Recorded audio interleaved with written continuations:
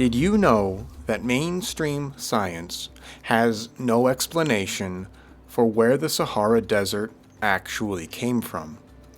This is insane if you think about it, because there is literally, a third of a continent that is nothing but, a desert essentially.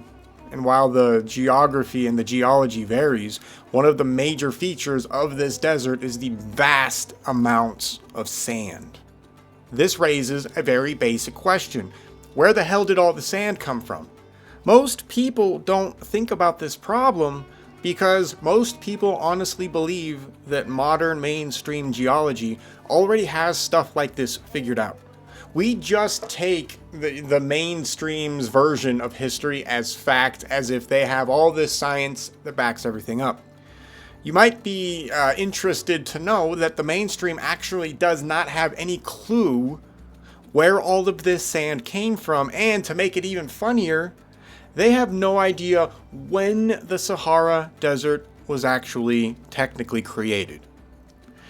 It gets even crazier because one of the problems that mainstream geologists have run into lately is that as we have gained more scientific evidence relating to the desert, what we are discovering is that the desert happened very quickly. Or I should say, the desertification. Is that a word? I think that's an actual word. Desertification? I believe that's a word. It doesn't matter. The point is that the desert appearing, interestingly enough, does not take place over millions and billions of years. As we've learned more about the Sahara Desert, what we found is that the desert appears very quickly. And I mean extremely quickly, even relative to just normal everyday to-day life. And I'm never surprised when people haven't heard about this. Most people don't care about the Sahara Desert, let's be honest, and that's fine, that makes sense. Who really ever thinks about the Sahara Desert and where it came from? That is not on our minds in a general sense of okay, we just don't care. I get that, okay, but the fact that we are starting to discover evidence that proves the Sahara Desert showed up very quickly, this really does change the story of planet Earth in general. I mean, we have a third of a continent covered in desert that we are finding evidence for happening almost overnight, relatively speaking, and nobody's really talking about it. Now, it gets crazier because when you start to look at the mainstream version of the Sahara Desert, what you'll find is that they are starting to admit more and more that, yes, it happened quickly. And that's what I find interesting, because most of the time, mainstream geologists and climatologists and all of those, useless people, they always try to hide behind the theory of uniformitarianism. They always try to say, yeah, this took 100 million years, so stop asking me questions, so I don't have to answer those questions, because they don't know. They have no idea what they're talking about in general. However, the evidence now for the Sahara Desert appearing extremely quickly, is incontrovertible. It's right there. There's no real way around it. So even the mainstream is starting to come around. However, like I said earlier, no, they don't really mention this. It's funny that this is not a high talking point with respect to climatology. You would think, especially, I don't know, maybe even given all the psyops going on with, climate change and all that garbage, they would actually pivot and try to use this to their advantage. But they're not doing that, which is weird, because, I don't know, you could probably use that in some way. Anyway, I'm not going to get into that. Okay, but the reason why this is interesting is because it happened so quickly. And the evidence shows us that it does happen quickly. So what does that mean in the context of chronology and ultimately catastrophe? And that's what I want to talk about today. Because looking at the Sahara Desert is literal scientific geological proof of huge planetary cataclysms taking place only 1,000 years ago and a few thousand years ago. Now, I give both of those time frames because the North African area, or the Sahara Desert, it will go through two major transformations as all of these catastrophes take place. Now, before we get into this, let me cover a little bit of the mainstream's side or the mainstream's version of the Sahara so we can get an idea of what geologists and climatologists are struggling with. And ironically enough, one of the parts of their theory is semi-correct, but they refuse to take it to its logical conclusion. But anyway, so let's cover what they generally think has happened. So right now, originally, like 100 or a couple hundred years ago, people were starting to believe that the Sahara Desert simply took, millions of years to form over time, wherein the sand would be blown around the area and eventually just erode itself down into sand, and that area just sucked to live in, right? So, I know that's a simplification of the problem, but that was basically it. When geology was still trying to figure everything out on a supposed scientific basis. Then, as science and geology started growing, what they started to discover was there was a lot more complexity going on with respect to the desert. And they were starting to realize that there was all kinds of geological situations going on there. And ultimately, one of the problems that really started to slap people in the face was that the wind or the action of wind was not really what could create that kind of a situation that we find over there in North Africa. It was not going to be enough. And ultimately what was, figured out was if you're going to have that much sand, the reality is you need water action to create that kind of a situation. Now this is a problem because there's really no water around there. So you have a contradictive situation, right? You have a situation where you have just tons of sand, but no water to create the sand. So what geologists, of course, ran away to is they ran back towards uniformitarianism, and they tried to figure out a way that you could have water action take place in North Africa while somehow eventually coming to a desert at the end of the day. So here's the basic theory of what the mainstream has kind of finally settled on, although they've advanced it further, and we'll get into that in a second. But the general idea is this. North Africa has gone through multiple monsoon climate changes over hundreds of thousands, if not millions of years, due to precession. And I don't want to get too big into precession, but precession is important because this is one of those things that really is getting mainstream closer to the truth, but they don't want to follow it to what they're actually seeing. And that's the annoying part of this whole situation. But anyways, what mainstreamers will now say is that the precession of the equinoxes will bring, massive monsoon seasons to Earth for thousands of years. And then as the precession changes, eventually you will go back to a desert. I said I didn't want to get into precession too much, but all right, let's talk about it for a sec. So, because the concept is going to be important. I mean, precession actually is extremely important, not just for what we're talking about here, but it's important for history and chronology as well.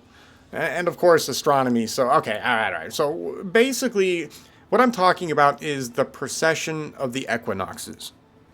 So what this process is it's essentially a very slow cyclical shift in the orientation of Earth's rotational axis, right? And this shift of its axis will cause the position of the equinoxes to gradually change over time. So what this means is that the Earth will not always be the way it is now thousands of years from now. And what I mean by that is that if everything just kind of keeps going like it is now, like clockwork, I guess you could say, the Earth's climate will inevitably shift over time no matter what. So you will get climate change, I guess you could say, regardless. And of course you're going to get climate change. Anybody who thinks that the Earth's climate is not going to change is insane. Like, it's just the dumbest concept of the planet. People who are shocked by any kind of change in climate blow my mind. We are a small little speck in the universe, and you think the Earth is not going to change? Are you out of your mind? Of course the climate on Earth is going to change. There are a bajillion infinite factors that could change the climate on this planet, and it could happen extremely quickly, and it... Okay, so precession. Okay, anyway, regardless of all the garbage that goes on in the modern times, precession is a real situation. All right, so the Earth essentially, it spins like a top, right? And it wobbles too. And there's this cycle that the Earth will go through. And this cycle is, it's something like 25,000, I think it's every 25,700 years. It's something like that. We can just round it to 2,600 years. Or 26,000 years, sorry. So every 26,000 years, the Earth will complete a precession. Right? It will complete this axial wobble that it goes through. And this is known as the precession of the equinoxes.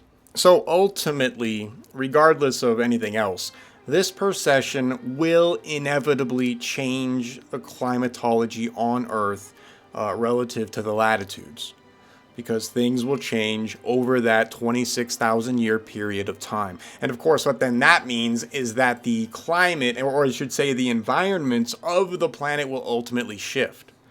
So, if you believe the Earth has been around for millions and billions of years exactly as it has been now, which is insane, but if you believe that, then this cycle, you can use this cycle to explain potentially things that have happened in the past. And this is what mainstream scientists try to use. And they try to use the precession of the equinoxes now to explain how you could get a desert, happening relatively quickly to a uniformitarianist. Now, the problem with this, though, and one of the reasons why you probably haven't heard about this talked about much, is that all the evidence that we are finding relative to the Sahara Desert now is that the precession of the equinox explanation no longer works. The reason why it doesn't work anymore is because all of the geological evidence that we are finding over there in the desert, all of this stuff is pointing to an event that happens very, very quickly. And by that I don't mean, over a few thousand years or something like that. No, I literally mean something happened initially, probably overnight. Now, a mainstream geologist will not readily admit this, even though the evidence is right in front of them. But the reason why they don't talk about it is because that's what they're seeing. So it's a conundrum from a mainstream geological standpoint. Because if it happened that quickly, if you have an event that creates a desert almost overnight, and it's not quite like that, we'll get into that in a second, but if you create the setup for the desert that happens almost overnight, what that means is that uniformitarianism cannot be used to explain this. You cannot use the precession of the equinoxes. Something else had to have happened. Something catastrophic must have taken place. Now, you might be wondering why geologists won't readily admit to some kind of a catastrophe taking place, up there in North Africa. Well, here's the deal. If scientists on the mainstream side of things admit that there was some kind of major catastrophe that created the Sahara Desert, you cannot have that level of a catastrophe only affect that little part of the planet. What this means is that for whatever event could have taken place that created the desert situation, the entire planet would have had to have been affected by this event. This would have been a planetary scale event. There is no way around that. And then, of course, what that means is that every single point in history would have been affected by this event. A uniformitarianist can't have this happen because that goes directly against their dogma. And then ultimately what it would also mean is that history itself would then have to be changed, rewritten, or at the very least re-examined. And nobody's doing that, right? We know that no historian is trying to rewrite history. No mainstream historian is doing anything at all to go and challenge what is going on right now within the historical arena of people trying to figure stuff out. Mainstream people are content with what they have, and they're not changing anything regardless of the evidence. Right? That's one of our huge problems. And so this is why the Sahara Desert matters. This is why it is also essentially ignored by everybody. It's funny, if you're an Egyptologist, for example, you would think that the creation of the Sahara Desert would be a huge problem. Like, this would be something that you would want to really have a good understanding of because of where Egypt is, right? I mean, this would matter. But they generally don't care. The way Egyptology is taught nowadays is basically the way you see Egypt now is the way Egypt basically looked a long time ago. What they will at least admit to is that the area was probably a little more green than it is now. But ultimately, most people just believe that the Egyptians built in the sand and their entire environment was just a desert, and that's how they lived. We have no reason to believe that, and what's even more interesting, of course, is that when you start to go out beyond the general area of the Nile, you find more and more megastructures out there in the sand. There's tons of stuff out there. It's just that it's a pain in the ass to get to because it's in the middle of the freaking desert. It's in the middle of terrain that is harsh, that is obnoxious. So it begs the question, why did Egyptians, if the desert has been around for so long, why would they go way out in the middle of the desert to try and build some of these structures? You know, they're not next to any real infrastructure. They're certainly not next to any water. You can get away with telling me that the pyramids were built in a similar environment that we see today because they're not too far away from the Nile. You know, an Egyptologist can make that claim and they can get away with it. Unfortunately. But when you start to look at the structures that are way out there in the desert, you know, things change. And in all honesty, I don't think most people are aware of how many other structures are just laying out there in the middle of the desert out there. Right? There's tons of them, and nobody goes to them because of the reasons I just said. It's because they are difficult to get to. Right? If it's hard to get there as a tourist or as an Egyptologist or whatever, why would you go all the way out there and build garbage that you can't use? And I think that's the real question. Why would you build these megastructures way out there in the desert if it's going to be impractical to go to anyways, right? Just getting out there is a pain in the butt. And then can you imagine even building those things way out in the middle of the desert? It makes no sense. It makes no sense in the context that Egyptologists currently put things in. And of course, if you are not familiar with all of those structures that are literally just hanging out there buried in sand and stuff like that, it's because they don't talk about them. And the reason why they don't talk about them is because it will start to raise questions like I just asked. And Egyptologists, they can't answer those questions. So they ignore them. And they just say that Egypt is 5,000 years old and basically nothing has changed, and the current people who live there are the descendants of the people who built the pyramids, and everybody needs to stop asking questions and shut up. That is basically the viewpoint of an Egyptologist. All right, okay. Now, Egypt is not the only fascinating city that exists up there in North Africa. I mean, you have all kinds of crazy abandoned Roman cities, for example, all around there. I mean, you have things like Leptis Magna, Sabratha, Cyrene, Timgad, and I don't know if I'm pronouncing any of these correctly, but Timgad is amazing. Anyway, you have just countless of these abandoned Roman-esque cities up there, and some of them have only been recently discovered. You know, it's insane. So, and nobody really talks about these cities. I mean, go look at pictures of them. It's crazy. I mean, they're legitimate, huge, semi-well preserved cities like Timgad. Timgad's amazing. Oh, then you have something like Samarra. Right? Samarra is also insane. Anyways, my main point here is that there are all these insane semi-megalithic cities or remnants of semi-megalithic cities that exist over there in North Africa, and nobody really pays attention to them.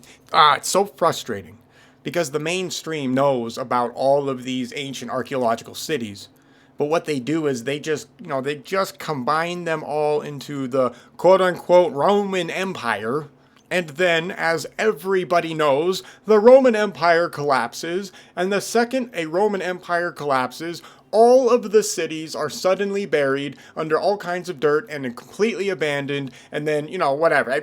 It's insane. Like, the way mainstream historians treat the whole Roman situation, for example, is they teach it as if, like, okay, there's the first Roman Empire, and then it magically collapses, and then I guess all the buildings are just magically, vacant for 300 to 400 years, depending on which dark age you want to go with, and then magically it just springs back up again for the second Roman Empire. And then once again, that empire will fall, and then everybody will abandon everything, and magically all of the buildings will be covered in dirt, rock, and mud, and glass, in the case of Samara, for example. And that's just what happens when a Roman Empire falls, right? When a Roman Empire collapses, all the buildings get buried, and it creates perfect stratigraphy for us so that we can say that there were 3 Roman empires. It's insane.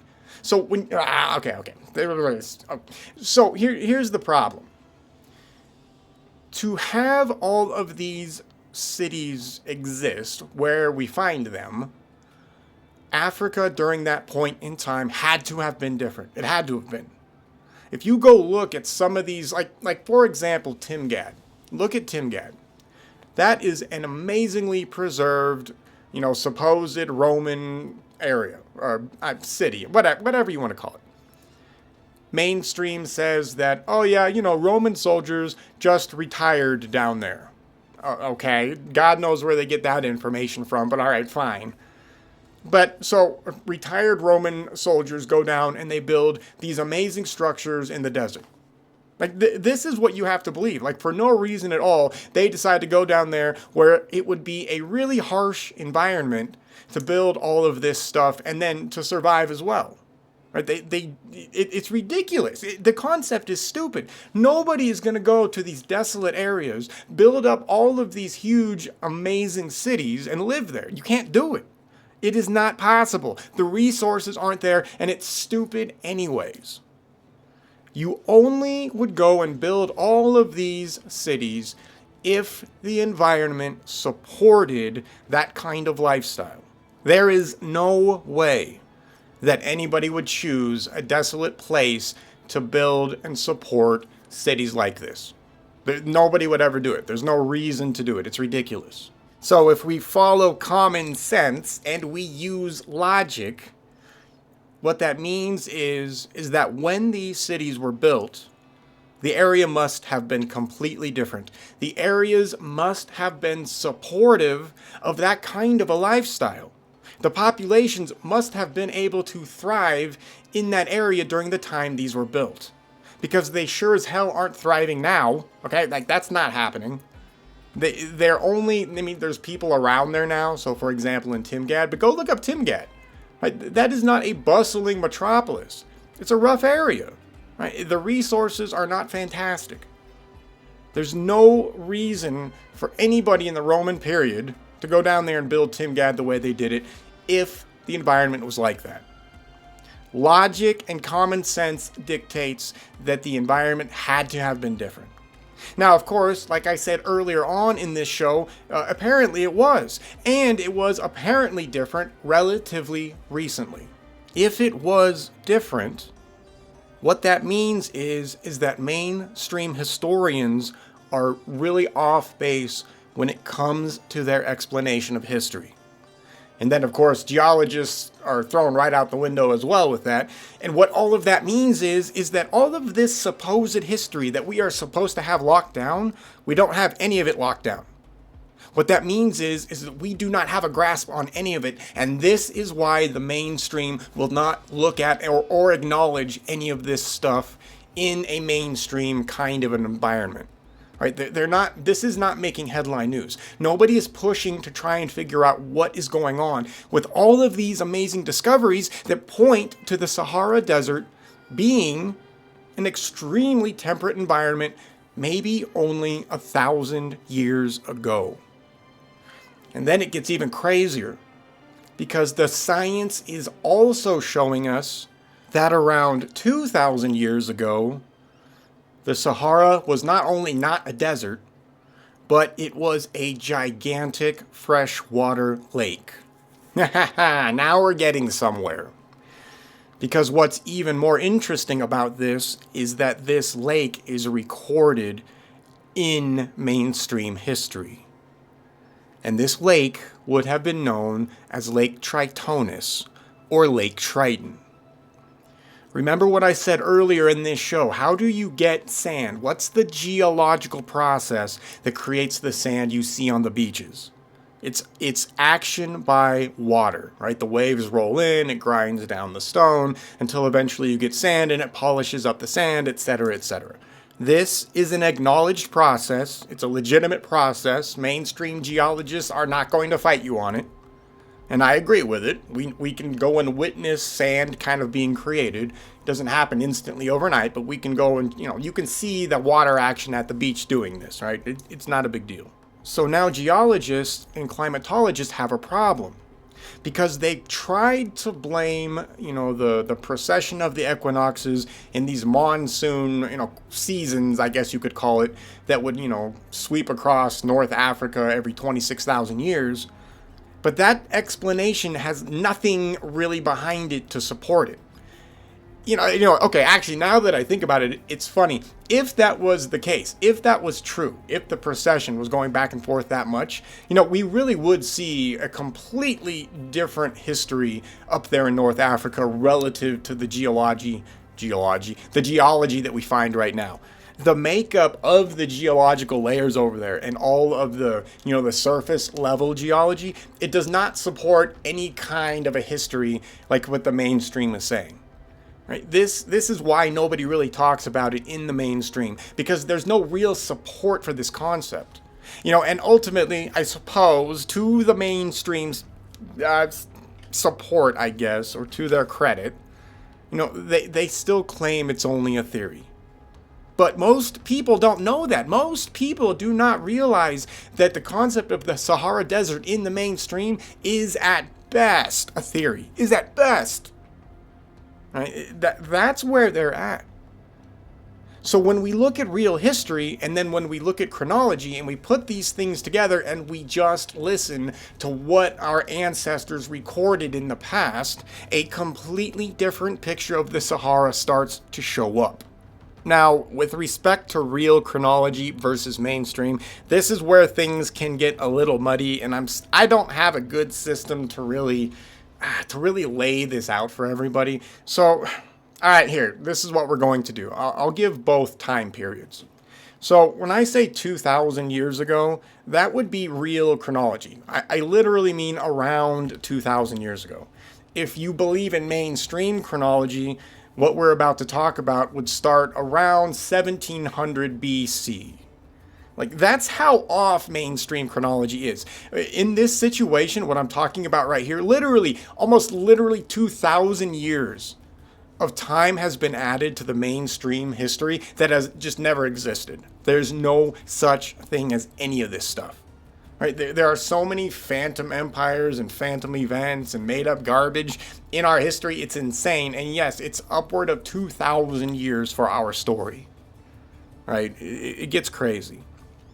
So the real chronology is this event that kicked off the beginning of the Sahara Desert took place around 2,000 years ago. And this event is essentially known as the Venus event. Now, I won't go into too much depth on what the Venus event is because there's plenty of other videos that do all of that, mine and others as well. Go watch other people's videos. They're much better. But here's what happens.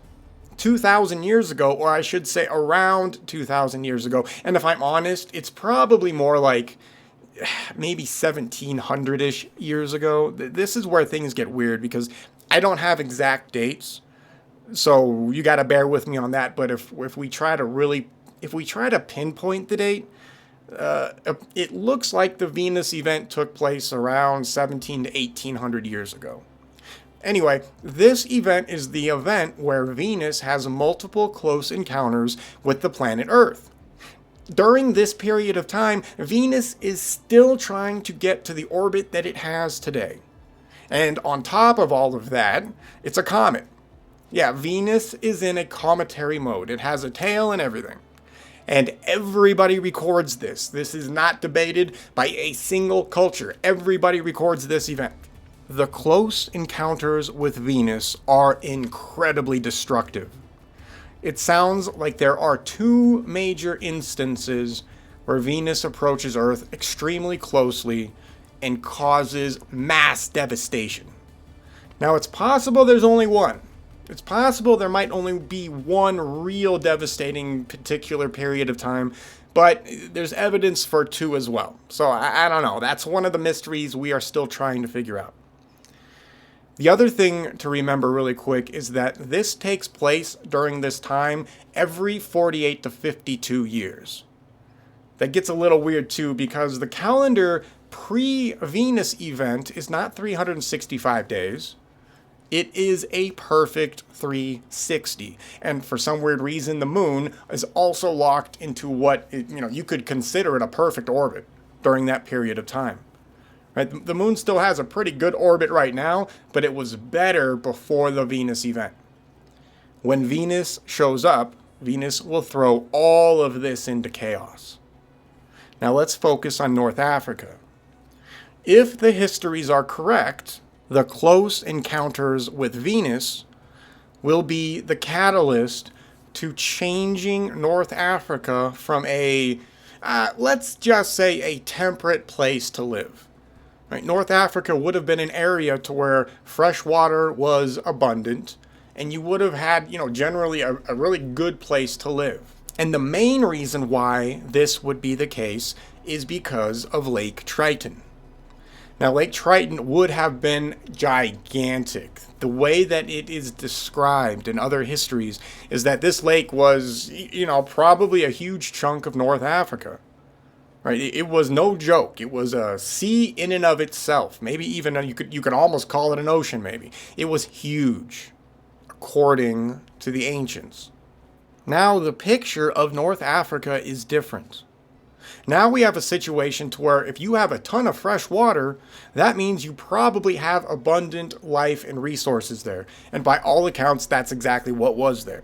So now when we start to look at other civilizations, which are now abandoned, covered in dirt and all of that stuff and whatever, those civilizations now make a little more sense. When those cities were built, when Timgad was built, it was not built in this, desert environment. It would have been built in a more temperate environment. It would have been a good place to live. It would have been a good place for a city. And so that's why they built it there, because it was. Now, in my opinion, Timgad will come a little later in the story. So let me set up the chronology here. So whatever existed pre-Venus event, whatever truly existed civilization-wise before 2,000 years ago, it becomes very difficult to say that we know what was going on. And the reason why is because the absolute destruction that the Venus event will bring to Earth literally reshapes the entire planet. And I mean that in the truest sense. Right? The Venus event is credited for sinking continents and making others rise out of the ocean. It is credited for entire huge mountains of water rolling across the planet and just wiping clean everything in its path. Basically, if you can imagine the disaster, it probably took place during this period of time. So when we are looking for the catalyst of what would have disrupted the planet enough to drain a lake the size of Lake Triton, the Venus event fits the bill. Now it gets even more interesting because I am not just sitting here guessing that perhaps the Venus event is what took out Lake Triton. No, it is actually the people who lived in the area that record this exact event. For example, we have Aristocles talking about the time where Zeus hid the unborn Athene in a cloud and then splits open the cloud with lightning. And then that is when Athene will show up out of this pillar of cloud. Now, of course, Zeus is Jupiter and Athena, or Athene, or Pallas Athene, or whatever you want to call her, or Minerva, that's the planet Venus. Oh, yeah, even the Homeric myths talk about this event. They talk about when Venus was born, right? And when she's born, the great Olympus begins to reel horribly. Earth round about cried fearfully. The sea was moved and tossed with dark waters, while foam burst forth suddenly. And then the sun stops for a long while. I mean, we have that text talking about purple waves, and then we have the sea that rises up like a wall. And then, of course, the sun stops in its course. So we have all these crazy things being described, but one of the other things that we find being described is the Lake Triton and what happens to it.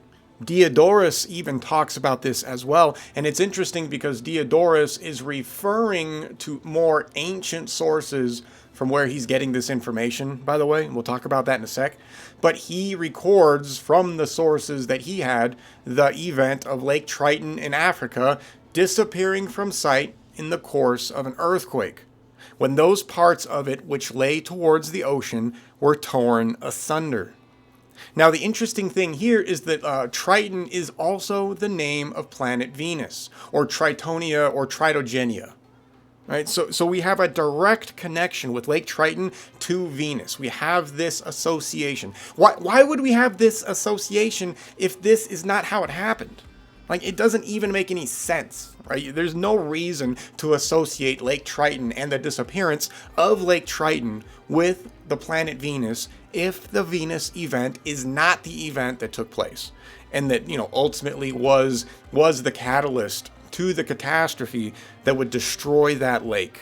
Like, there's no reason for it. You just don't need to make that kind of stuff up. But this is what we find in the history. Now, if you're paying attention to chronology, of course, Diodorus is a problem here, because Diodorus is not as old as the mainstream says. Right? Diodorus more than likely is either a made-up fictional person created and written about during the Middle Ages, or he's a real guy who was just using a pseudonym, or that is his name actually, and he was recording from more ancient sources. So that's what I'm inclined to believe, that he had access to sources that you and I just do not have access to anymore. And he was recording what he had in front of him. Right? He was recording that catastrophic history. So this is the kind of proof that we have, and we have to be careful with when we are looking at events such as this. And of course, that is a whole other wormhole that we can dive into one day, but I'm not going to get into that. So the only reason why I mention it, though, is because it's going to be important for our dating references. So whoever Diodorus was, for example, or whoever Homer was, those guys were not living during the time that this event took place. Like, they are way after it, and they don't lay claim, by the way, to saying that they existed during this event. So, but it is just something to keep in mind. And if nothing else, it really is a very interesting insight into how all of this history ends up playing out and how it's recorded. The reality is, when we deal with events like the Venus event or anything further back, we don't have any of that original material nowadays. At best, people 5, 6, 7, 800 years ago, they may have had access to something, and I guarantee you they did, just like right here Diodorus does. But the reality is all that stuff is probably mostly gone, or other organizations have, they've taken it for themselves. Let's say that. Okay, anyway. So we have precedents in history for Lake Triton existing, and then we actually have the story of how it is destroyed. And it's amazing that the story is directly related to Venus. So we can more than likely say that the Venus event is the catastrophe that is the beginning of the end for Lake Triton. So when we are looking at the sand problem over there in North Africa, where did it all come from? We can get rid of the stupid concepts of precession and weird monsoon seasons and wind doing stuff. We don't need any of that. All we need to do is listen to what people said and then correlate that with what we are finding. Right? Like I said earlier, the science is showing that whatever created this desert happened quick, and it wasn't that long ago. So here we have our main catalyst. Okay, so Venus shows up, shakes the Earth up, throws it around a little bit. However Lake Triton was originally, enclosed, that is broken, and all that water rushes out into the ocean. Okay. And of course, if you have a giant lake, you are going to have a ton of sand.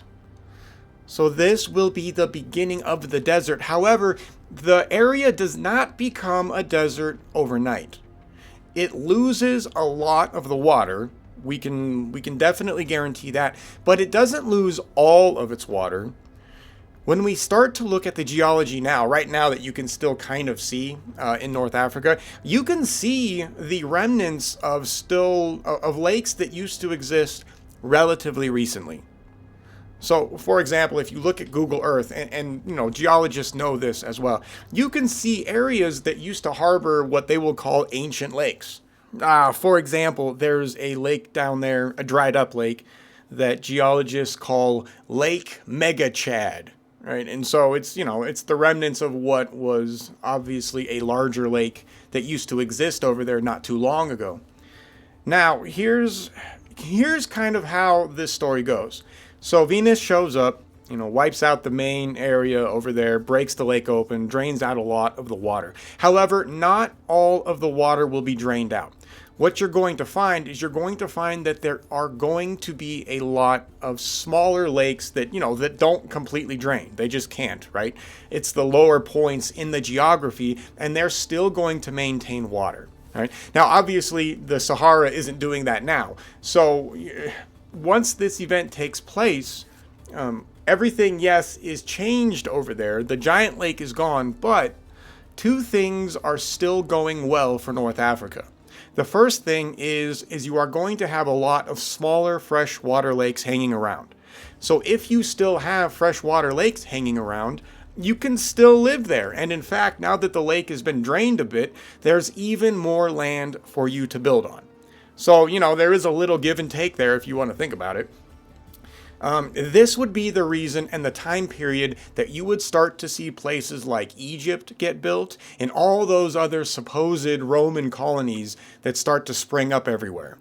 It's because now that the lake is gone, there's other areas that they can now expand into, that the survivors are able to expand into. And they do, right? So once the Venus event is gone, there's no more problems. The survivors start to pick up the pieces, and then over the next few centuries, they are going to build new cities, new villages, whatever you want to call them. They're going to do that, and that is exactly what they did. The other thing that North Africa still has going for it is that where it was latitudinally, I don't know, the latitudes in which North Africa used to reside in before the zero event are different than they are now. So the survivors would find a situation to where, yeah, the catastrophe sucked from the Venus event, and yeah, they've got to pick up the pieces, but that area of Earth is still relatively habitable. You just got to let everything grow back, and you got to rebuild, and that's what they do. So the next question is, how did we get to a complete and total desert? Well, that is where the zero event comes into play. It appears that there is a period of time that lasts somewhere around 700 to maybe 900 years to where Earth is not going to be assaulted by any kind of a major cataclysm. Earth will absolutely still be going through struggles with debris in the sky and all of that stuff. That is all absolutely still happening. But they are not worried about another planet interfering with Earth's orbit until, around 1,000 years ago. And that is when Mars will show up, as Mars is trying to get to its current orbit today. So the descendants of the survivors of the Venus event It looks like they really did start to rebuild civilization on a semi-high level scale. I'd be willing to bet that the pyramids, for example, the pyramids of Egypt, that they were built after the Venus event. And the reason why I say that is because I highly doubt that the pyramids would have survived the Venus event. I highly doubt it. I would imagine that whoever survived the Venus event, whatever civilizations, and you can take that any which way you want, those survivors still had access to some of their skills, maybe some of their technology, and they were able to still put together some interesting megalithic constructions. Something like the pyramids. And when they did this, when they built, say, the pyramids, or they built Timgad, or they built Samarra, or whatever, the environment was still a good place to live, right? You had water, fresh water, trees. There was no issues. There was not a giant desert, not yet. So when Mars shows up, Mars will be the catalyst for creating the final conditions that will create the scene that we see today. One of the more important aspects that we have to remember with respect to the zero event is that the zero event is nowhere near as catastrophic as the Venus event. The Venus event is on a whole other destructive layer, right? I mean, that's its own category. When Mars shows up, Mars causes more of a minor destruction, though it does do a good job of wiping out a lot of civilizations, but it ultimately just causes mass migration. Here's why. On one of the closer approaches to Earth that Mars will make, and I don't think Mars ever gets as close to Earth as Venus does. I don't think that happens, but that's kind of another discussion. But on one of Mars's closest approaches, Mars will actually make an electromagnetic connection with the Earth. And what this connection will ultimately do is that it will permanently change the latitudes of the planet to what we see today. And this is what will usher in the final nail in the coffin for North Africa and create the conditions that will create the Sahara Desert. It's very important to remember that even after the Venus event, North Africa remains at a different latitude than we find it today. It would have been further north. What that means is that if you take North Africa now and you push it up further north, you cool things down a little bit. You put it in a much more temperate area. You put it in a latitude to where you can have constant things like rain.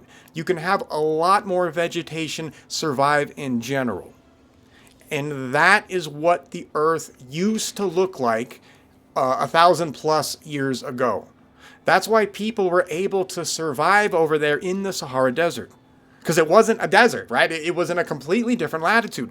When Mars shows up, it grabs Earth electromagnetically and it shifts the entire sphere of the Earth. What happens is during this shifting, the North African area will be shifted downwards into its current latitude. And of course, everywhere else on the planet will also be affected by this shift, right? You are going to have areas that used to be, cold, frigid areas are now in a more temperate environment. You are going to have areas that used to be a desert, which are now going to be able to sustain life. You are going to have other areas which may have been in a relatively temperate zone, but are now in a tropical zone. This event, the zero event, will be the event that essentially forces the last human migration.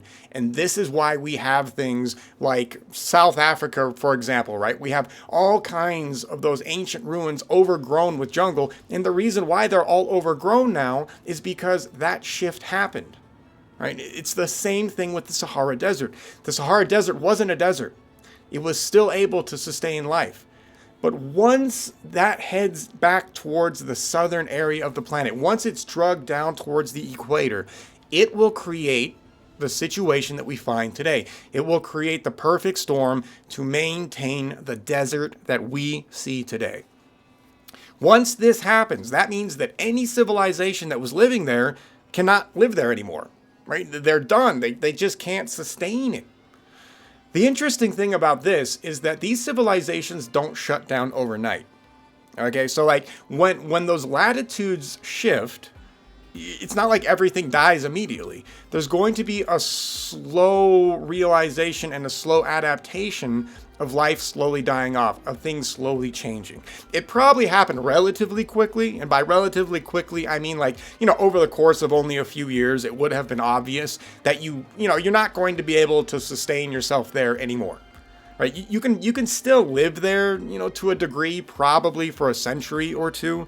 But, the area would be on its way out. It would be dying because it's just in a different latitude now. It's too close to the equator. And since you have a situation to where you already have a ton of sand everywhere, you have the perfect storm to create the Sahara Desert. And that is what will eventually happen. Over the centuries, people will just leave. This will explain Egypt.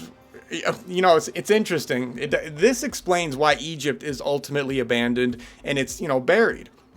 A lot of people don't realize, for example, that Egypt was only recently dug out of the sands, only in the past couple of centuries, right? Before that, everything was buried. Only the Sphinx's head really showed sometimes. Right, the pyramids were buried, not completely buried, but all of these buildings, they're just under sand. And the reason why is because the people who used to live there, they had to leave. There was no reason to hang around. It would have been obvious relatively quickly that things had changed too much, and there was no reason to continue civilization where they currently were. And this is what I believe happened. This is why you have Egypt being abandoned, more or less. This is why you have places like Timgad and Samarra being abandoned, and all the other ruins out there. Remember, North Africa is full of ruins. I mean, they're all over the place out there, and a lot of them are still buried. Right? There's a ton of them out there, and they're buried because you can't get to them. Right? There's just it's almost impossible to set up shop out there to dig them up. And even if you did, what are you going to do, right? You can't do anything with them. And the sand is just going to reclaim them anyways, unless you build a huge infrastructure out there to stop the sand reclaiming it. So that's why nobody does that, right? This is why we find North Africa in the situation we do. So you would have had a mass migration of the survivors, of people getting out of there. But, there's a side issue as well. While you would have had a lot of people leaving, and they do, and this obviously will explain a lot of human migrations that right now historians and geneticists don't understand. This is why people get out of Dodge, right? This is why people move around. And they do this all over the entire planet. Right? This explains all the racial mixing that we find at a very certain period in time in history, right? Geneticists, they're missing this key. They don't understand why people go where they go and why they move so quickly. So they make up all this garbage. But this is why you have all the survivors are now moving out of areas that are no longer sustainable, or areas that were, just destroyed by the event. Right? And people just run into each other, and to survive, they have to band together, and you will start to see new civilizations come out of this banding together of the survivors. And this will eventually lead to, where we are today. Right? The Earth is in the position that Mars put it in about 1,000 years ago. So while a lot of people will leave, and they do, you are still going to have what you could consider squatters. Right, you are going to find yourself with people who don't want to leave for one reason or another. Or you are going to find people who are migrating and who run into these buildings and decide to squat and decide to try to live there. And this is why you find Egypt the way you find it a few hundred years ago. Right, Egypt was not this huge bustling metropolis 300 or 400 years ago. Right, it was a very low-key, simple type of a situation over there, surrounded by buried ruins. Nobody cared about the pyramids, right? Nobody, at best, they were using the ruins for shelter, right? They had no connection to the people who built the pyramids, because the people who built the pyramids are gone, right? They left, right? They took off somewhere else. Whoever they were, they moved on.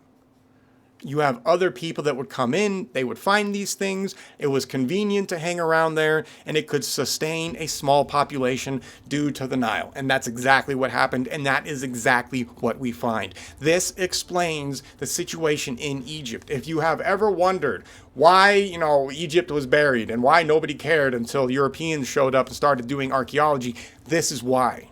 Right? The people who lived there didn't care. They had no connection to it. They were just surviving. It's that simple. And then in other towns, they were just completely lost. Like Timgad, Samarra, they just get buried. They're gone. You can't live there anymore, and there's no reason to live there. You had to migrate out of the area. Once the Earth tilts over, once that latitude changes and shifts, and the Sahara Desert is put into its current latitudes, all of those remaining freshwater lakes are going to dry up, and they're going to dry up relatively quickly. And that's what we find. Over several centuries, those lakes just go away. And this is why we find all this scientific evidence for having all of this water down there only, 700-800 years ago plus. Right? It's not that old, but this is what happens to everything. This shift of the Earth explains why the Sahara Desert becomes what it became. And of course, this starts to explain a lot of other stuff as well, but I'll just try and stay on topic for the Sahara. But that's why we get what we get. That's why that area is now so messed up. And it's even funnier if you look at a shot of the Earth and you look at the terrain. You can really see where Venus just scorched that entire section and just messed with North Africa, and it goes through the Middle East, and then it goes up into India and Asia and stuff like that. You can see how Venus just absolutely destroyed that area during one of the events. It's funny, you can see the remnants of the entire geological shift and all of that stuff. The way the mountains would have been risen up overnight, the crunching of the land, the flattening of certain areas due to all kinds of electrical processes, right? Sonic shock patterns, etc. You can see it all right there. The Earth is absolutely jacked up. It is absolutely just this scarred wasteland. But we don't really think of it like that because we keep being told that everything takes millions and billions of years to happen. All of those features that you look at on Earth, that stuff happened overnight. It happened quickly. So anyway, that's how the Sahara was created. I hope everybody's been educated today. And now you can go tell all of your friends that you understand where the desert came from.